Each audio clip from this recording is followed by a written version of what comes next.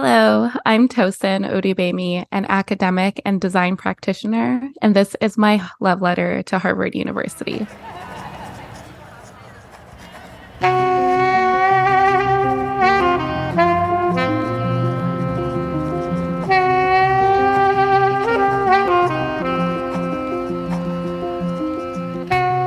Welcome to Branding Love Letters, exploring the emotions brands evoke and the journeys they take us on. I'm Sam Thorogood, a graphic designer and your host. In each episode, I invite a guest to pick their favourite brand and unpack why it means so much to them. This podcast is a celebration of the branding that informs, impacts, and inspires us. So, without further ado,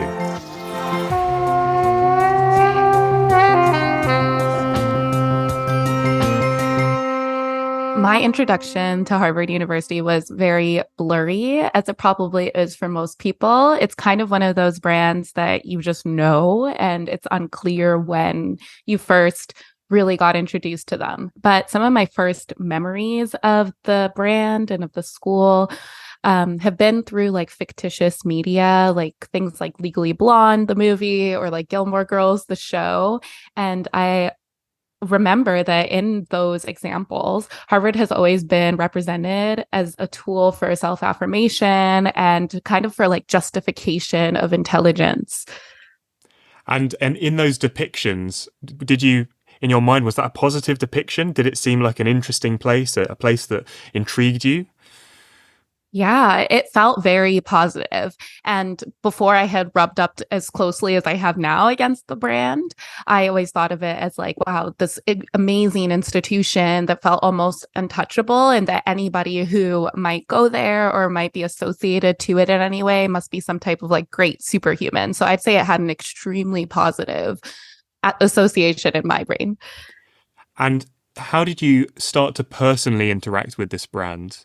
A lot like everyone else, I felt like it was really prestigious. And so I applied. And I think that that was due to my personal ambition and audacity. Like maybe I probably have a bigger ego than the average person. Yeah. And so I see things like Harvard, or just like things that, lots of people would think, oh, maybe I'm not the right person for this. Maybe this is too difficult for me to achieve. For me, those are the perfect challenges. I'm like, I wonder if I could do this. And so I usually shoot my shot with a lot of different things, and it doesn't always work out, and I just kind of move on. But then sometimes it does, like with this brand in particular. And so did you apply specifically for the master's program that you're doing right now? Yes, I did. So I was already really set in on becoming an architect. And so I applied to all the best schools. And so it wasn't just Harvard, it was the Harvard, Yale, Columbia, all of those. And I was really blessed to be accepted into all of them. And so I ended up choosing Harvard probably because of that prestige. And, there were some other reasons too, like I just loved the city and things like that. And so I had my sight first set on the degree program that I wanted to, and then I just applied to the best schools for that. And so talk to me about the experience of being at Harvard, studying at the Graduate School of Design, completing this degree in architecture. What, day to day, what is it like? Because like you said, I think for many of us, Harvard holds this kind of mysterious allure of being this slightly untouchable university. What are you finding are the surprises of actually living there and studying there? Yeah, well, I think that many Harvard students will say the same thing, where a lot of that mysterious allure kind of starts to dissolve once you really get into the institution, and you're walking around every day, and you're meeting the professors and all the other students and things like that. And there's nothing that can take that away faster than meeting somebody who maybe you personally don't think is very intelligent or very likable or something, and they still have the label as of Harvard student or Harvard affiliate in some type of way. And so there's a lot of unglamorous parts of it, and there is a lot of glamorous parts as well. But like everything else in life, that glamour kind of loses its sparkle because you are so embedded in it, right? So all the resources and all the cool things that come with it, your entire social circle is experiencing that as well. So it kind of becomes normalized. And so usually I notice things about it most when I'm talking to my friends and family and just people who do not go to the school. And I'm like, wow, this is pretty special, this cool thing that I get to experience all the time and kind of just, brush off as normal. What emotions does Harvard evoke for you? Yeah, I would say pride and anxiety. There's this like, Right. yeah, there's this large pressure for the brand and my alignment with it to start to fuel my own social mobility in such a powerful way that it would overcome things like sexism and racism. And so, like, I always have thought of it, and that's part of why I applied to such prestigious institutions as I did, was because I was like, okay, I'm a Black woman, and, the world is set up in such a way where I probably won't be able to achieve that much, just like left to my own devices, just by my own skill alone. And so I'm going to need these helping hands, like a really fancy degree and this very fancy brand alignment to start to overcome those things. But with that comes like this intense sense of pressure, right? Where it's just like, okay, like this degree has to, in order for it to be worth all the anxiety, worth all the stress, worth the financial commitment, it has to completely change my life in order for it to have lived up to these huge expectations that I set for myself. And where is that pressure coming from? Is that coming externally? Is that coming from you yourself? Can you sort of diagnose it, or is it more just in the air at Harvard? Oh, I would say that it is in the air, but I would be remiss if I said that it was external because I think that like mostly every Harvard student feels it and we all kind of blame it. And this will come through in like my letter a little bit. Sometimes we all kind of blame it on the institution or blame it on external factors like family or friends or even like professors and things like that. But when it really comes down to it, that's something I've been learning over my past 3 years of attending this school is that like a lot of the stuff is internal and nobody can force you to feel any type of way. And so a lot of this does come from that big ego that I was talking about before and that pridefulness that I have inside of myself that's just kind of embedded in my personality and having to learn how to like hone that and, keep the parts of it that make me ambitious and make me confident, but letting go of the parts of it that actually end up causing all this anxiety and insecurity. Because when it really comes down to it, I am not a special person. I'm a human just like everyone else. And so putting superhuman pressure on myself causes all of these negative emotions. So I think that it's all internal. And I think that this school ends up attracting a lot of personalities that tend towards the direction that mine does, where it's just like, we're these people who think that we're so awesome and that the world was like, we were born into this world to make this big difference and things like that. And then we end up putting so much pressure on ourselves and then blaming it on everyone else, if that makes sense. Mm-hmm. It's fascinating. I mean, you're a very talented designer yourself. So talk to me about the brand's visual identity. I mean, they obviously have this very iconic crimson and gold coat of arms. Talk to me about the way that they're presenting themselves visually, in all the different touch points that you're seeing as a student at Harvard. Yeah, well, thank you so much for the compliment. But I would say that the visual identity feels like intentionally dated to me. They have access to so many resources and so many design agencies. They could hire a pentagram if they wanted to, but they've chosen to stay with this like same crest that they've been going with since like the 1600s. And, that's very intentional. As we know, brands are more than just something beautiful, but it's that association and that reputation, which for a brand like Harvard is absolutely essential. Harvard is only Harvard because of that reputation. And so long as they keep on attracting the most brilliant and ambitious minds, then, they get to keep their reputation because those people then go on and do great things. And then people attribute it to Harvard and not necessarily the individuals they're attracting. And so it's the cyclical relationship. And I think that the visual identity really reinforces that and helps perpetuate that. And so a fun story about the Crimson Red is that it actually came from this sports team. I'm not a very big sports person, so I don't even know which one, but they were using these red handkerchiefs to wipe their sweat. And then throughout the games, those red handkerchiefs that were like a brighter red started turning more to the like crimson color that we recognize now. And so then that became like the Harvard Crimson Red, and it became official. And now, as we know, that's like such a big part of the brand. The newspaper that the school puts out is called like the Harvard Crimson, and everyone just knows it so well.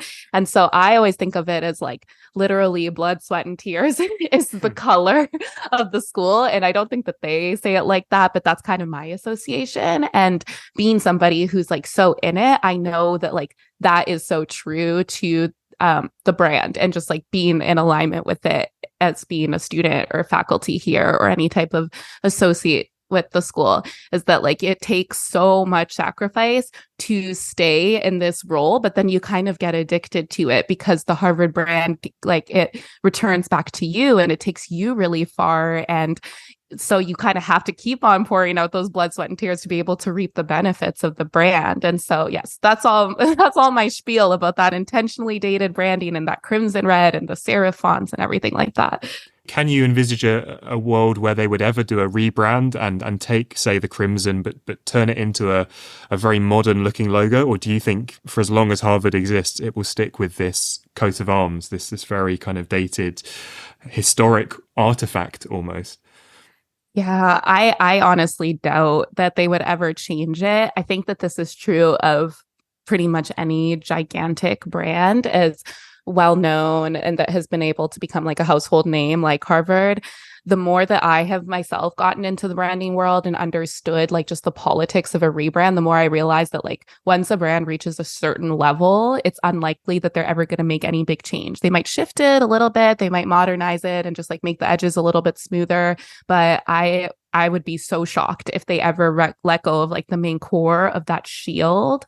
And I think that they're going to keep it. And they've gone through so many different scandals and things like that that might have justified a rebrand, and they stuck with the same branding. And so I really don't see what could ever like cause a big change. I think it'll be the same. What has Harvard done that has surprised you over the years? This is going to be funny because my answer to the last question, and I would say it has changed. It's shifted. Like they really like to like stick to their guns, and there's a lot of bureaucracy in the school, and any type of little shift or change has to go through like 1,000,001 levels of approvals. And so usually things don't get passed through, but there has been like some different scandals, and there's been some different things that has caused the school to have to shift their ideology or change the way that they do things. And every single time it's like, oh, wow, they're actually changing something. So that has always been shocking for me. You know, there's like a whole history of slavery at Harvard and things like that. And like, I was so surprised because this is the type of school that you would think, you know, they have the resources and they could just cover the whole thing up, you know? And so I was thinking that they were going to go that route where they're just going to like pay to bury all the media and like let it go. But they actually like kind of leaned into it in a way. And then they did this entire thing where it was like the history of slavery at Harvard, and like, you know, they like revealed and uncovered the whole thing. They used some of their very own researchers to actually like uncover even more of it, and then they essentially like apologized for it. And so that to me was like a really shocking change and like shift. And then, you know, they changed some policy things and stuff like that as well to align with the messaging of that. Hmm. And how did they present that? Was that an exhibition? Was that stuff that they put out online? How did they share this research? It was all of the above. And so, yeah, there was like exhibitions, there's, you know, like activations that they put in museums and stuff like that. It was online, it was on social media, it was kind of everywhere. And it still is a little bit.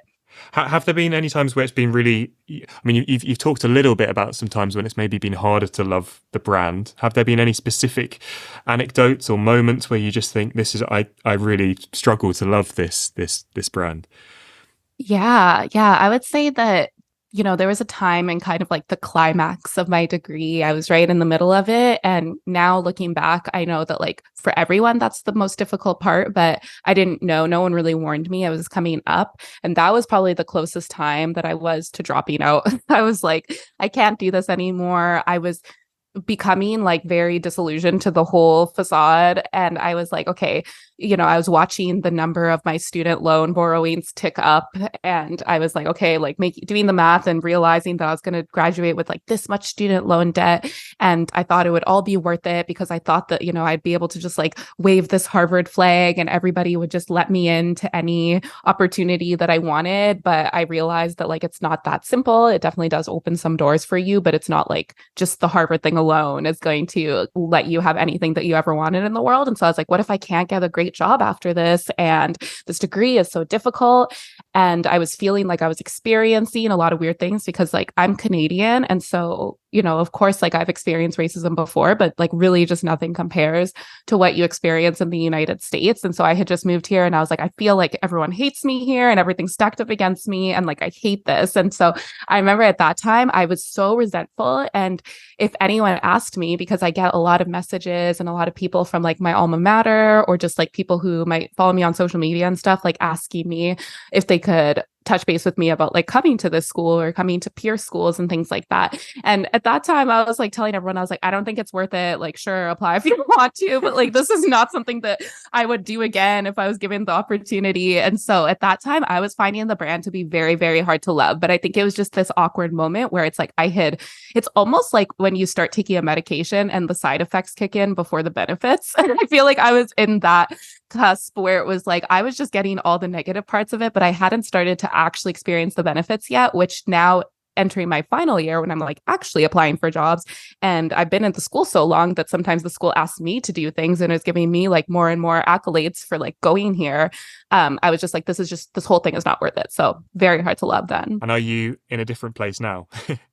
Yes, I'm in a different place now. I definitely have my days. And I think that I have a little bit more of like a balanced view of the brand where I'm like, it's not all just cookies and rainbows and excellence here, but it's also not all bad. And I think that will continue to clarify and it probably will become more and more positive, I'm guessing, over time, because I imagine in 20 years from now, I'm probably going to forget all the suffering I went through and then only remember the benefit that I got. But right now, I think that I'm in one of the most honest phases where I have not forgotten the suffering because it was pretty recent, but I also have started to catch the benefits. I have a very balanced view, I would say, of the brand. As we said, Harvard exists kind of in the public consciousness as this institution that's always been there. Just imagine for a second that someone's never heard of Harvard. How would you describe it to them? So I thought hard about this question, and the only answer that I could come up with is that I wouldn't, because I think that if somebody has not heard of Harvard before, they probably don't need to. I was trying to think of the case study of the type of person who would have never heard of this. And I'm thinking like, doesn't matter what country you go to, what field you're in, you probably would have heard of this before, unless maybe your society or your community just like did not at all value education or like, think of it in the way that we do. And, those types of communities, I'm just like, I would not even waste time because I think I'd be so enamored with the type of people and the type of lifestyle that they were living and how different it is from, the super capitalist world that I'm living in, that I'd be like, I don't want to taint this. Like, let them do them. And like, I don't want to tell them about this like institution that's out there. And it's like, it's all just a very weird concept when you think about it. It's a really interesting answer.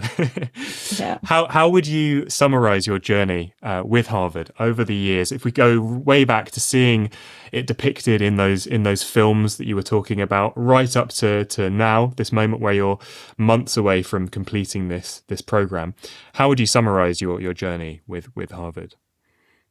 I would say it's like undulating and emotional. It feels like a really close relationship, like a dating relationship or something that was maybe a little bit toxic. That's how it feels.